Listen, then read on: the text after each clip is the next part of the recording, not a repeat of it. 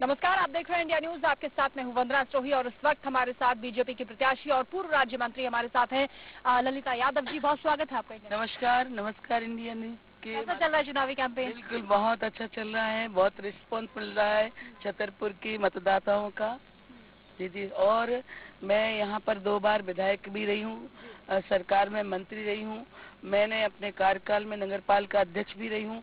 बहुत विकास कार्य किए हैं, चाहे वो हम सड़कों की बात करें, टाउन रोड की बात करें, गांव-गांव को सड़कों से जोड़ने की बात करें, हम यूनिवर्सिटी की बात करें और मेडिकल कॉलेज की बात करें जो धुआंधार काम। अभी भी क्या समस्याएं हैं जिसका विजन लेकर आप चल रही हैं? देखिए, काम बहुत किए हैं। बहुत बड़ा अस्पताल 300 बेड का बनवाया हमने, उप स्वास्थ्य केंद्र बनवाया हमने, लेकिन अभी भी मेडिकल कॉलेज चालू है, विश्वविद्यालय का काम चालू है, लेकिन वो बन के तैयार हो जाए, ये बहुत जल्दी बने, इसकी प्राथमिकता रहेगी। साथ ही छतरपुर को नगर निगम बनाने के लिए छतरपुर आए थे माननीय मुख्यमंत्री शिवराज सिंह चौहान जी। उन्होंने घोषणा की है कि छतरपुर नगर निगम बनेगा, और छतरपुर जब नगर निगम बनेगा तो बहुत विकास होगा, क्योंकि 20 साल के पहले ये छतरपुर क्या था, यहाँ विकास नहीं था, सड़कें नहीं थी, रोड नहीं थे, तालाबों का रखरखाव नहीं था, पार्क नहीं थे। वो सारी सुविधाएं मेरे कार्यकाल में शुरू हुई। लेकिन जो मौजूदा विधायक हैं आलोक जी, वो तो कुछ और बोल रहे थे। देखिए, मौजूदा विधायक जी ने एक भी काम नहीं किया है। आलोक चतुर्वेदी जी ने एक भी काम नहीं किया है। अगर वो काम मैं तो गांव में जाती हूँ और मैं वहाँ पर पूछती हूँ, जनता से पूछती हूँ कि आप बताइए ना, विधायक जी ने एक भी बड़ा काम किया हो। तो विधायक जी ने अगर काम किया होता तो गांव में होता, धरती पे होता, आसमान में तो चला नहीं गया होता। ना उन्होंने रोड बनवाए, ना उन्होंने एक भी स्कूल का, उल्टा आपके ऊपर आरोप लगा रहे थे कमिश्नर, एक भी स्कूल का उन्नयन नहीं किया उन्होंने। मैंने सैकड़ों स्कूलों का उन्नयन कराया, मैंने बिल्डिंगें बनवाई, मैंने सब स्टेशन बनवाए। वो अपने खाते में कह रहे, उसकी तो तारीख और डेट होती है। दुनिया जानता है कि विधायक जी जब 1.25 साल कमलनाथ की सरकार रही तो वो बहुत बड़े खनिज माफिया बने। उन्होंने सिर्फ रेत खोदने के अलावा कुछ नहीं किया। उनके ऑडियो वायरल हुए जो पूरे मध्य प्रदेश में टीवी के माध्यम से वायरल हुए थे। इसलिए सरकार रहते हुए उन्होंने कुछ नहीं किया, और अब जनता के बीच में कहते हैं कि हमारी सरकार नहीं थी इसलिए हमने काम नहीं कर पाए। कोरोना काल का भी हवाला, तो कोरोना काल का वो जो हवाला देते हैं, देखिए देश के प्रधानमंत्री माननीय नरेंद्र मोदी जी ने जिस तरह से पूरे देश में ऑक्सीजन की व्यवस्था की, यहाँ ऑक्सीजन टैंक बने और लोगों को ऑक्सीजन दी गई, एयरलिफ्ट से ऑक्सीजन आई, रेल मार्ग से ऑक्सीजन आई, निःशुल्क वैक्सीन लगी, सरकार ने व्यवस्थाएं की और वो अपना श्रेय ले रहे हैं। आप ये कह रहे हैं कि डबल इंजन की सरकार ने अच्छा काम किया है इस बार, लेकिन कांग्रेस का ये कहना है कि हमारी सरकार को हाईजैक कर लिया था बीजेपी ने, इस बार जनता जवाब। देखिए, जो विधायक जी, एक बात और मैं बता दूं, बार बार कहते कि कोरोना काल में हमने ऑक्सीजन कंटेनर खरीदे। अरे विधायक जी ने तो यहाँ पर क्रैशें हैं उनकी बहुत बड़ी बड़ी, कम से कम 10-12 गांव के लोगों को बीमार कर दिया। 10-12 गांव के लोगों की खेती खराब हो गई, उनकी ऑक्सीजन उनने छीन ली, विधायक जी ने दी नहीं है, लोग बीमार पड़ गए। और साथ ही जो वो हवाला देते हैं अपनी सरकार का कि हमारी सरकार को छीन लिया, तो 2018 में जब चुनाव हुए, कमलनाथ जी ने वादे किए कि सरकार बनेगी तो 2 लाख का कर्ज माफ करेंगे, सरकार बनेगी तो बेरोजगारों को बेरोजगारी भत्ता देंगे। बहुत सा ऐसे उनके वचन पत्र थे, और जब वो वचन पत्र पूरे नहीं किए तो माननीय ज्योतिरादित्य सिंधिया जी ने कमलनाथ जी को याद दिलाया और कहा कि जो आपने वादे किए थे जनता के बीच में, वो सिंधिया को तो गद्दार बताते हैं ना। तो मैं बताती हूँ, उनसे कहा पूरे करिए, नहीं तो मैं सड़क पे उतर जाऊंगा। तो कमलनाथ जी ने कहा कि कल उतरते हो तो आज उतर जाओ। वो सड़क पे उतर गए और वो खुद सड़क पे आ गए, इसलिए उनने कोई काम ही नहीं किया है। 1.25 साल की सरकार रहते हुए पूरे विधायक कमीशन खोरी घोटालेबाजों में लिप्त थे। इसलिए भारतीय जनता पार्टी की सरकार ने 20 साल पहले छतरपुर जंगल राज था मध्य प्रदेश में। अच्छा, पिछली बार जो चुनाव हुए उसमें विधायक 3000 वोटों से जीते हैं, बहुत कम मार्जिन रहा। आपको लगता है कि इस बार कुछ पलटवार होगा? देखिए, 2013 में ये आलोक चतुर्वेदी का ही मुकाबला मुझसे हुआ था। बहुत बड़े उद्योगपति कहलाते हैं, बहुत बड़े पैसे वाले कहलाते हैं। ये जो छतरपुर की जनता है, स्वाभिमानी जनता है, पैसे से कुछ नहीं होता। जनता विकास चाहती है, काम चाहती है। और 2013 में वही ललिता यादव एक सामान्य घर की थी। ललिता यादव ने आलोक चतुर्वेदी को पराजित किया था और छतरपुर विधानसभा के देवतुल्य मतदाताओं ने ललिता यादव को आशीर्वाद दिया था और यहाँ से भारतीय जनता पार्टी को विजय बनाया था। वही इतिहास 23 में दोहराया जाएगा। आलोक चतुर्वेदी जी बहुत बुरी तरह से पराजित होंगे और छतरपुर के देवतुल्य मतदाता हमको आशीर्वाद देंगे और छतरपुर विधानसभा में कमल खिलेगा और मध्य प्रदेश में भारतीय जनता पार्टी की सरकार बनेगी। क्योंकि देश में, प्रदेश में डबल इंजन की सरकार है। लोग विकास चाहते हैं, लोग सेवा चाहते हैं, इसलिए भारतीय जनता पार्टी को वोट करेंगे। ठीक है, तो ललिता यादव जी का ये कहना है कि 2013 का इतिहास दोहराया जाएगा और एक बार फिर से वो विधायक बनेंगे और यहाँ की जनता के जो काम रुके हुए हैं उन्हें पूरा कराएंगे। आप देखते रहिए इंडिया न्यूज। नमस्कार, आप देख रहे हैं इंडिया न्यूज। आपके साथ में हूँ वंदना स्टोही। बुंदेलखंड के इलाके में आने वाला छतरपुर जिला, छतरपुर विधानसभा सीट पर इस वक्त हम मौजूद हैं और यहाँ पर हमारे साथ छतरपुर के विधायक हैं आलोक चतुर्वेदी जी। सर, बहुत बहुत स्वागत है आपका इंडिया न्यूज पर। आप जनसंपर्क कर रहे हैं, लगातार डोर टू डोर कैंपेन आपका चल रहा है, कैसा रिस्पॉन्स है जनता का? मुझे तो ये नजर आता है कि पिछली बार से कहीं ज्यादा बेहतर है, क्योंकि जो 5 साल में जनता के बीच में रहा हूँ और उनके साथ काम किया है, तो निश्चित रूप से मैं ये कह सकता हूँ कि पिछली बार से काफी बेहतर है और लोगों में एक विश्वास, भरोसा भी है कि आपने साथ दिया है, आपने काम किया है, हम आपके साथ हैं और पूरी ताकत के साथ हमें जन समर्थन प्राप्त हो रहा है। सेवा ही संकल्प आपका नारा है। 5 साल में कितना आप लोगों ने काम किया है, अब जनता कितना विश्वास करे? देखिए, सेवा ही संकल्प का जो नारा है वो 2 तरह से है। एक तरफ शासन की योजनाएं हैं। शासन की योजनाएं, क्योंकि ये 5 साल का कार्यकाल मेरा बड़ा टूटा फूटा कार्यकाल रहा है। 1 साल सरकार रही है, 2 साल कोरोना भी रहा है और 2 साल से विपक्ष में भी हूँ। शुरुआती दौर में कमलनाथ जी के समय पे कुछ काम मंजूर किए थे, लेकिन उसके बाद अधिकांश काम विपक्ष के रहते हुए किए हैं। मैंने अपनी विधानसभा क्षेत्र में करीब 175 किलोमीटर सड़कें बनवाई हैं। 3 ऐसी सिंचाई परियोजनाएं हैं जिससे 3000 हेक्टेयर की सिंचित होगी किसान की जमीन है। पेयजल का भी निराकरण जो ग्रामीण क्षेत्र में वर्षों से चला आ रहा था, एक 250 करोड़ की योजना मंजूर करा के घर घर पानी पहुंचा, समूह नल जल योजना है, 19 में मंजूर की थी, वो काम शुरू हो गया है। हम ये कह सकते हैं कि 1 साल 1.5 साल के अंदर घर घर पानी गांव में 130 गांव में पहुंचेगा। हमारे छतरपुर की एक बहुत बड़ी समस्या थी जिसमें 10 साल से थी और वो 10 साल की समस्या हम ये कह सकते हैं कि रात भर हमारे यहाँ पानी ढोया जाता था। साइकिलों के ऊपर लोग पानी ढोते थे और पानी की दिक्कत थी। इन 5 वर्षों में हम ये कह सकते हैं कि हमने उस समस्या का निदान छतरपुर में कर दिया है। आज पूरे छतरपुर में घर घर पानी पहुंच रहा है और वहीं से जुड़ जाती है वो समस्याएं जो आपको या सेवा जुड़ जाती है। जब 10 साल से 15 साल से हमारे शहर में पानी की त्राही थी, तो सबसे पहले हमने पूरे शहर में उन 10 सालों से आज भी वो जारी है निरंतर, टैंकरों के द्वारा पूरे शहर में पानी सप्लाई किया। पेयजल की समस्या आपने दूर की। हमने कुछ लोगों से बातचीत भी हम बाहर कर रहे थे तो वो इस बात की तारीफ उन्होंने की आपकी। चाचा की रसोई भी आपकी काफी फेमस है और पज्जन भाई आपको कहते हैं या चाचा कहते हैं, ये नाम कैसे पड़ा आपका?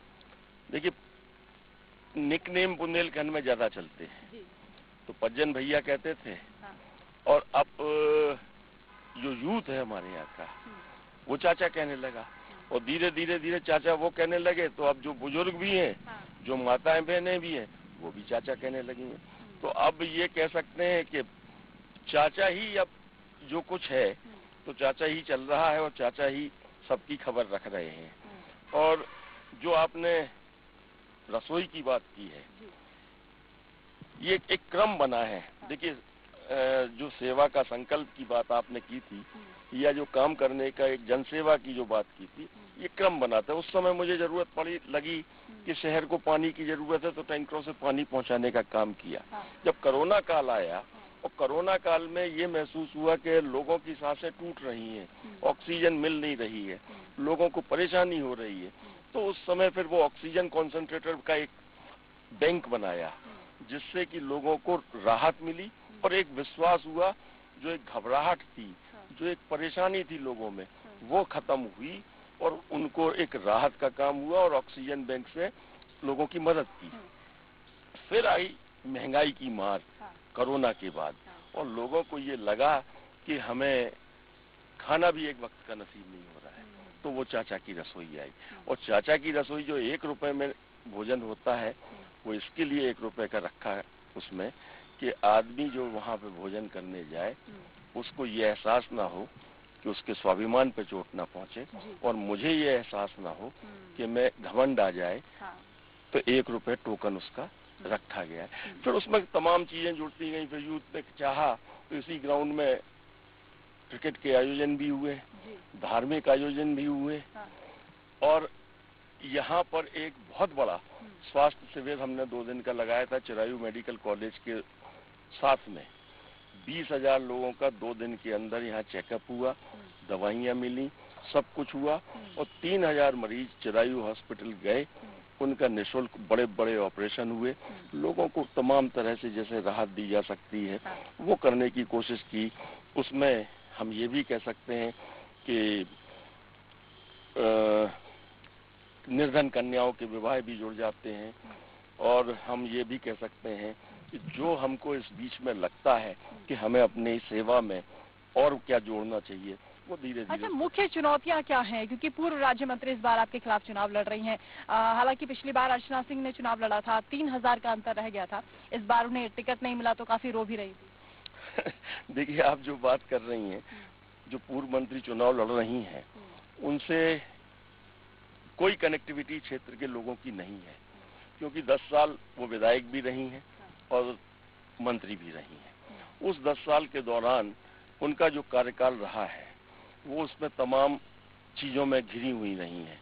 जैसे विधायक निधि में उनके पास लगातार आरोप उनके ऊपर लगते थे कि उन्होंने कमीशन लिया है, भ्रष्टाचार, बिना पैसे लिए कोई काम नहीं किए। ये खुलेआम सार्वजनिक रूप से, चाहे आप जहां पूछ लेंगे, जहां समझ लेंगे, ये आरोप उनके खिलाफ मिलेगा।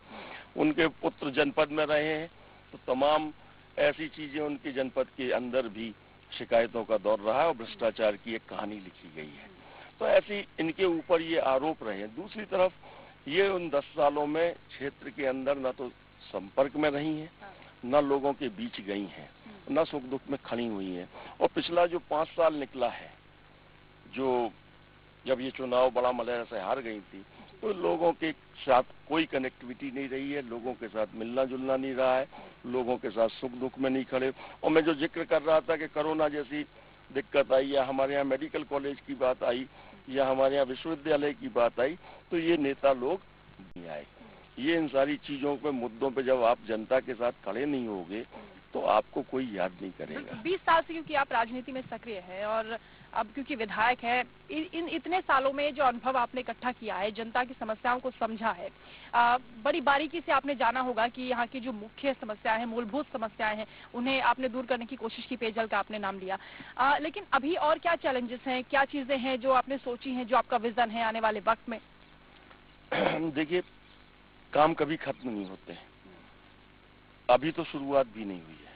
हमारे यहाँ की तमाम ऐसी चीजें हैं शहर से जुड़ी हुई कि एक तो मेडिकल कॉलेज का हमारे यहाँ का इतना बड़ा इशू है कि जब मेडिकल कॉलेज की यहाँ शुरुआत की गई, 18 के चुनाव में ललिता यादव जी ही चुनाव लड़ रही थी, या ये कहें कि लड़ने वाली थी, तो आधी रात को आनन फानन एक विवादित जमीन के ऊपर उसका शिलान्यास, भूमि पूजन मुख्यमंत्री जी रात के 2:30 बजे कर जाते हैं।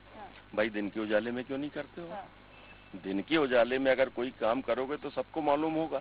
आज नौगांव आ रहे हैं मुख्यमंत्री, आपको क्या लग रहा है कि मतलब जो चुनावी माहौल है उसको कैसे देख रहे हैं? क्योंकि हम बहुत से लोगों से बातचीत कर रहे थे, हमने आपको पहले भी बताया, तो वो केंद्र की योजनाओं से काफी प्रभावित हैं, शिवराज की भी काफी तारीफ कर रहे थे। कांग्रेस को क्यों चुना जाए? देखिए, जो वो उनके पास इसके अलावा कहने को कुछ नहीं है। अगर आप जो बात कर रही हैं, जो प्रत्याशी भी हैं, वो केंद्र की बात करती हैं और राज्य की बात करती हैं। आपने राज्य की बात करते हो तो हमारे राज्य में मात्र 2-3 चीजें ही हुई हैं, झूठ, फरेब, धोखा और घोटाले। इसके अलावा हमारे राज्य में कोई, मैं छतरपुर की पूछता हूँ कि छतरपुर में हमारे यहाँ काफी वर्ष पहले 9-10 साल पहले यहाँ विश्वविद्यालय की बात आती है। हम 418 एकड़ जमीन यहाँ पर रिजर्व होती है और 418 एकड़ जमीन रिजर्व होने के बाद विश्वविद्यालय बनाने के बाद फिर बनाने के लिए फिर महाराजा महाविद्यालय जो हमारे यहाँ का 125 साल पुराना महाविद्यालय था, उसके ऊपर एक तख्ती टांग दी जाती है कि विश्वविद्यालय बन गया और वो 418 एकड़ जमीन आज भी आरक्षित ज्यों की त्यों पड़ी है। तो ये ऐसी चीजें हैं। आपने दिया क्या है? हमसे हमारा महाराजा महाविद्यालय छीन लिया और हमें विश्वविद्यालय का नाम दे दिया। तो ये क्या काम होता है? ये कोई आपने हमको दिया है? तो ऐसी तमाम चीजें हैं जो हमारे शहर की, जो हमारे जिले की जो चीजें होनी चाहिए, चाहे वो मेडिकल कॉलेज हो, चाहे वो विश्वविद्यालय हो, चाहे वो एनटीपीसी है। कई वर्षों से दिल्ली से भी सुन रहे हैं कि बजट दे दिया है हजारों करोड़ का, और सदन में यहाँ विधानसभा में भी कहा जाता है दो बजट से कि पैसा दे दिया, पैसा दे दिया। आज उस धरातल पे कहीं नहीं है। तो हम, और एक एनटीपीसी का प्रोजेक्ट था, एनटीपीसी का प्रोजेक्ट हमारे यहाँ पर बाइंड अप हो गया था। उसके बाद अशासकीय संकल्प लाके मैंने विधानसभा से उसको थर्मल से कन्वर्ट कराया, सोलर में हुआ। बोले थर्मल बंद हो चुके हैं, हम नहीं देंगे, हमने सोलर में कर दीजिए। सोलर में कर दिया और उसके बाद भी आज 3 साल 4 साल होने को हो गए हैं, उस पे धरातल पे आने की नाम ही नहीं ले रहे हैं। तो ऐसे तमाम प्रोजेक्ट हैं जो हमारे इस क्षेत्र को, बुंदेलखंड को डेवलप कर सकते हैं, लेकिन उन पे काम नहीं हो रहा है। केवल घोषणाएं हैं, बातें करते हैं, काम कुछ नहीं करते हैं। तो केवल घोषणाएं हो रही हैं बीजेपी की सरकार में, और विधायक जी का ये कहना है कि उन्होंने बहुत काम जनता के लिए किया है और बहुत कुछ सोचा हुआ है। इस बार जनता पहले से भी ज्यादा वोट देकर उनको प्रत्याशी बनाएगी, फिर से चुनाव जिताएगी। तो देखना ये होगा कि इस बार का जो चुनाव है कितना दिलचस्प होगा और कितना वोटों का अंतर रहता है, क्योंकि जनता का मिला जुला रिस्पॉन्स मिल रहा है। विधायक जी के काम पर जनता कितनी मोहर लगाती है, आने वाला वक्त बताएगा। आप देखते रहिए इंडिया न्यूज। नमस्कार, आप देख रहे हैं इंडिया न्यूज। आपके साथ मैं हूं वंदना स्रोही और इस वक्त हम छतरपुर जिले में हैं। बसपा के जो कैंडिडेट हैं नीलमणि सिंह उर्फ बब्बू राजा हमारे साथ हैं, उनसे बातचीत कर लेते हैं, क्योंकि इस मुकाबले को आपने त्रिकोणीय बना दिया है। बीजेपी, कांग्रेस और बसपा का मुकाबला है। कैसा रिस्पॉन्स जनता के बीच आप जब जा रहे हैं मिल रहा है, और अभी क्योंकि बसपा आपने ज्वाइन की है, उसके पीछे वजह? अभी मैंने जो बसपा ज्वाइन की है, मुझे यहाँ के जो वर्तमान विधायक जी हैं, इन्होंने मुझे, पिछली बार मैं भी चुनाव लड़ रहा था, मैं 2008 में चुनाव लड़ा था बीएसपी से, तो कांग्रेस तीसरे नंबर पे रही थी और मैं चुनाव यहाँ से जीत गया था। मुझे रात को 8 बजे तक गिनती चली और प्रशासन ने चुनाव हरवाया था। इस बार भी जो पिछली 2008 में हुआ था, इस बार भी 2023 में 23-24 में अपन लोग निश्चित ही चुनाव जीत के पहुंचेंगे। मुझे बसपा, इसलिए मैं कांग्रेस में पहुंच गया था, मगर हमारे विधायक जी ने मुझे ये कहा था कि बब्बू राजा एक बार आप मुझे जिता दो, अगली बार मैं आपके साथ रहूंगा और आपको चुनाव लड़ाऊंगा। वही बात हमसे कमलनाथ जी ने कही थी, तो मैं काफी मेहनत करता रहा। सब बातें कमलनाथ जी ने सर्वे कराया था आपके लिए? कमलनाथ जी ने सर्वे करवाया और सर्वे की उन्होंने धज्जियां उड़ा दी। सबसे अच्छा सर्वे मेरा छतरपुर विधानसभा से गया था और राजनगर विधानसभा से आदरणीय मुन्ना राजा साहब का सर्वे अच्छा गया था, मगर इन लोगों ने सर्वे के आधार पे कहीं कोई टिकट नहीं दी। वर्तमान में आप बिजार विधानसभा में देखिए, बिजार विधानसभा में 5 लोग बहुत मेहनत की, उनने 4-5 साल इतनी मेहनत की। केशू राजा, मुन्ना राजा, जमटुली वाले और राजेश सिंह कुर्रा और ऐसे 5 लोग लड़ रहे थे वहाँ पे, तो मतलब मांग रहे थे टिकट। इन्होंने जो मेहनत कर रहे थे 5 साल, उन्हें तो टिकट नहीं दी। पता नहीं कहाँ से, झांसी से कोई चरण सिंह है, कोई बालू माफिया हो जो। लेकिन अब तो विधायक साहब से मैं बात करके आ रहे थे, वो तो कह रहे हैं कि हमने इतना काम कर दिया है, हमारा संकल्प है, हमारा जो वादा है, जो विश्वास है, जनता उस पर उम्मीद कायम किए हुए। ये सब गलत है। इन्होंने क्या किया है कि 15 महीने की सरकार में इनके जितने कार्यकर्ता थे कठपुतलियों की तरह नाचते रहे कार्यकर्ता इनके, इन्होंने किसी की नहीं सुनी। मैं इनका बहुत खास हुआ करता था उस समय पे। मैंने एक छोटा सा काम बताया था तो वो छोटा सा काम भी नहीं किया इन लोगों ने। जब मेरा छोटा सा काम नहीं किया तो मुझे नहीं लगता है कि पूरी विधानसभा में इनने किसी के काम किए होंगे या किसी के साथ खड़े उतरे होंगे, बिल्कुल नहीं। वो तो जब उनने देख लिया है कि आखिरी समय आ गया है तो आखिरी समय पे इन्होंने एक रिक्शे वाले से लेकर और अपने मजदूर वगैरह का इनने सम्मान चालू किया। कहीं साड़ी बांटना चालू की उनको, कहीं बैग एक देना चालू किए। तो ये एक लोभन दे रहे हैं। इनका छतरपुर विधानसभा में अब कुछ नहीं है। अभी भी आप सर्वे कर लें। पूर्व राज्य मंत्री भी चुनाव लड़ रही हैं बीजेपी की ओर। पूर्व राज्य मंत्री जी भी चुनाव लड़ रही हैं, पज्जन जी भी चुनाव लड़ रहे हैं और अपने यहाँ से चंचोरिया जी भी चुनाव लड़ रहे हैं बासापा से, सापा से, और झाड़ू से भी चुनाव लड़ रहे हैं पटेल साहब। सभी प्रत्याशी मैदान में हैं और जितने भी प्रत्याशी चुनाव लड़ रहे हैं इनकी टक्कर। बीजेपी कांग्रेस को छोड़ के बसपा को क्यों चुने जनता? ये क्या है कि मैं शुरू से इन लोगों के साथ जुड़ा हूँ और मेरा इन लोगों से बहुत लगाव रहा है, उनका मेरे से भी रहा है। इनके अच्छे बुरे में मैं हर जगह शामिल होता रहा हूँ और इसी वजह से ये बसपा में मैं चुनाव लड़ रहा हूँ तो बसपा के लोग मेरे साथ हैं और बाकी जो मेरे प्रेम व्यवहार स्वभाव व्यवहार से जो लोग हैं इसलिए ये हमें पसंद कर। लोग आपको बब्बू राजा क्यों कहते हैं और डील मनी का मतलब क्या होता है? डील मनी का मतलब ये है कि मेरा जन्म रीवा में हुआ था तो रीवा में डा से नाम ढूंढ रहे थे तो डा से नाम नहीं मिला उनको तो डा से उन्होंने डील मणि कर दिया, डील मणि सिंह। बब्बू राजा मुझे प्रेम से कहते थे। जब मैं छोटा था तो बड़ा गोल मटोल था तो बब्बू बब्बू प्यार से बुलाते थे मुझे, तो सब लोग बब्बू राजा कहने लगे हैं और इसीलिए मेरा नाम डील मणि सिंह उर्फ बब्बू राजा पड़ा। ठीक है, तो इस बार त्रिकोणीय मुकाबला यहाँ पर नजर आ रहा है और डील मणि सिंह का ये कहना है, पूरा दावा है कि जनता के लिए उन्होंने बहुत काम किया है और जनसेवक हैं, इसलिए जनता उनको वोट करेगी और इस बार बसपा की यहाँ से जीत होगी और वो विधायक बनकर सामने आएंगे। इस दावे में कितनी सच्चाई होगी, यानी वाला